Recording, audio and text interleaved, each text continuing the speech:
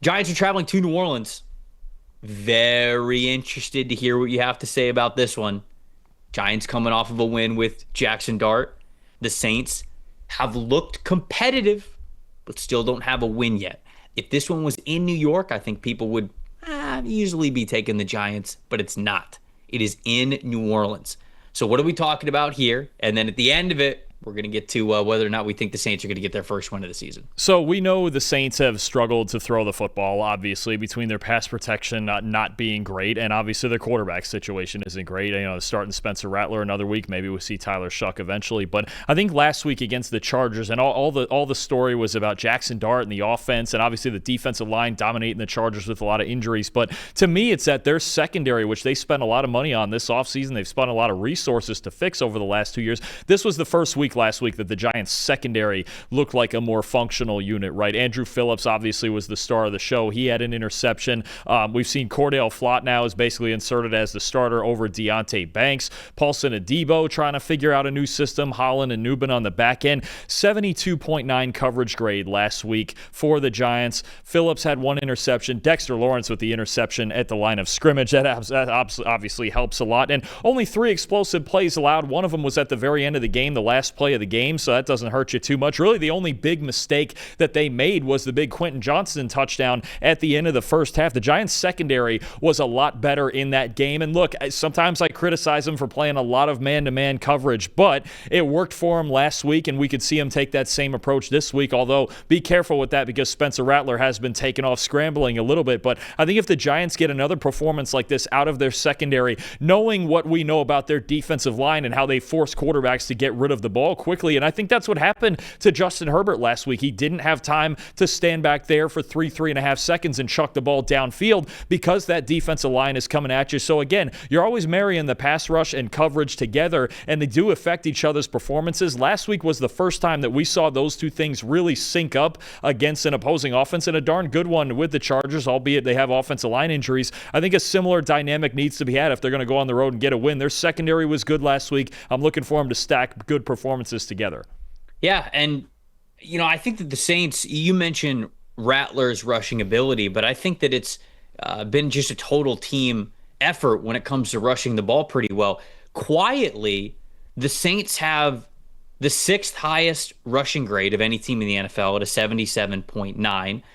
And then, when you look specifically at Kendre Miller and Alvin Kamara, the grades aren't going to, blow you out of the water, but they have a lot of missed tackles forced, which showcases a lot of playmaking ability that we see between those two running backs. This is a team that doesn't have a ton of yards before contact. For as much as they have a good amount of rushing yards, their yards before contact are, tied for 23rd in the NFL. And so they're not necessarily getting a ton of help from the offensive line, but these running backs are still being playmakers when they get it. When you look at that versus this Giants team, Giants highest EPA per rush allowed this season. I would not have thought that that would be the case for the Giants defensive line and just how this defense is built overall, but they have given up the highest EPA per rush average so far through 4 games. And then when you look at the Saints overall, their EPA per rush, they're 15th in the NFL. So the grades and the missed tackles forced are a little bit better, but the EPA has been a little bit lower. I think game scripts kind of go into that a little bit, and maybe running the ball when it maybe wasn't as advantageous because they know they have to stay balanced because they can't really get out of that identity or they don't have a chance. But I think it does lean into this game being close and really giving the Saints a chance. So I think this game will be pretty close, even though a lot of people I think look at how Jackson Dart was able to play last week. I hope that he is fully healthy and feeling good for this upcoming game because, the combination of him and Cam Scatterbo as a two-headed rushing attack for the Giants, I think, was definitely formidable. And they will need it to be again with no Malik Neighbors, with him now out for the season. So I think this will be a close game no matter what. I think a lot of factors go into this being a close game. No Malik Neighbors on the Giants side of things, them struggling to defend the run, the Saints being able to run the ball pretty well, and then this game being in New Orleans. Dalton, I'm going to do it. I'm going to take the Saints in this one, 24-21. It's going to be a really close game, but I'll give it to the Saints being at home, getting their first win of the season. All right. I mean, the Saints, look, we don't think they're going to have too many opportunities to win ball games. They got a couple winnable, maybe ball games later. But, and listen, Trev, what do we say around here? winnable games are only winnable if you win them. See that?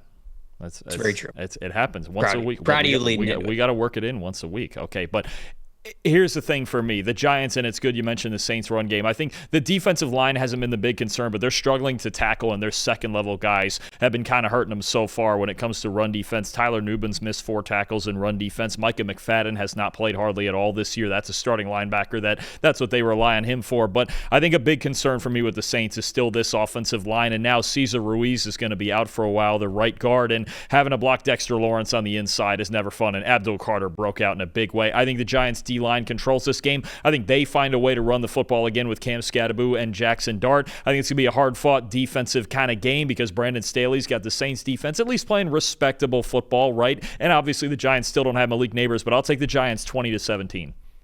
Sports Debate Arena giving us a $5 super chat. We appreciate you getting in on the show and the super chat, of course. It's question, though. Where would y'all put Cam Scadaboo in the Offensive Rookie of the Year race 4 weeks in? So I just looked this up. Right now, he is 1, 2, 3, 4, 5, 6, 7, 8, 9. He is 9th in overall odds for Offensive Rookie of the Year. He is behind Emeka Egbuka, Ashton Genty, Omarion Hampton, Jackson Dart, his own teammate, of course, Tyler Warren, Tetairoa McMillan, Quinshon Judkins, Cam Ward, and then it is Cam Scadaboo if we're looking at these numbers or these odds over at DraftKings. Plus 2,500 is a pretty good number to get Cam Scadaboo at. Yeah, I think it is. I wouldn't have it. If you think that he's going to be fully healthy the whole year, I don't know if he's going to win it, but it doesn't feel like Cam Ward was, I think, everybody's default pick just because he was going to start, and it can often be a quarterback-leaning award, as a lot of awards are, to be honest. But the Titans are so bad. I don't think that Cam Ward's going to win this award. Like, they would have to have 2, 3, 4 significant Cam Ward took over wins in order for him to win it at this point. So I like him at that 2,500 number, Cam Scadaboo. What do you think? Yeah, it's a good number. He's going to get the volume in that offense, but I think you have some other guys that are going to get it too. He shouldn't be 9th. I think he should be probably top 5 or 6. Judkins has looked good in his first few games. Genty obviously broke out last week, and he's going to continue to get work. Hampton's obviously going to get work. And then I think you look at the receiving threats as well. Tetairoa McMillan, Emeka Egbuka. I think Tyler Warren should be very much near the top of that list for all the work he does in that Colts offense, both receiving and blocking. So I think he shouldn't be 9th. I would put him ahead of the 2 quarterbacks. I don't think you're getting a quarterback to win it this year, especially now with Dart not having Malik Neighbors for the rest of the year. I think, though, Scadaboo's a fun dark horse because he's going to get a lot of volume, and I think it's going to look a lot like last week the rest of the year. The Giants are going to run the ball a lot. I agree. I think that he should be 6th at worst right now. I would put, through the first 4 weeks, I would still put Egbuka and McMillan and Warren ahead of him when it comes to just receiving production, receiving grades, just overall stats, how much they're emphasizing the offense. And then I would still put Genty and Hampton ahead of him, honestly, just because I think they have a little bit more hype and push to the narrative of them potentially winning the award.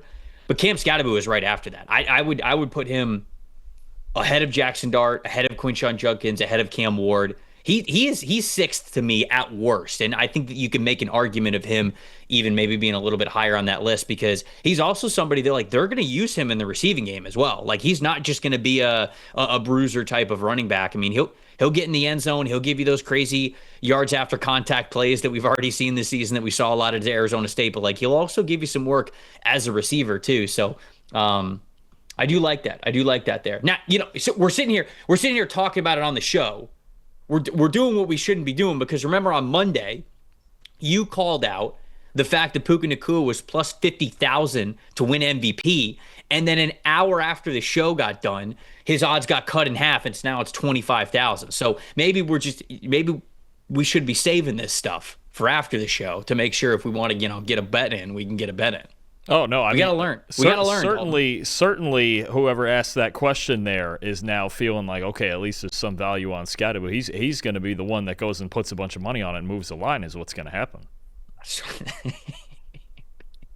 It's true. It's true. Could have taken the $5 that he gave us for the super chat. Maybe we need to just go put it on Cam Scatterbo to win Offensive Rookie of the Year. Oh, see that now? Now you're talking. See that? That makes sense. And then if we win, we could throw a pizza party afterwards. You know, he's invited.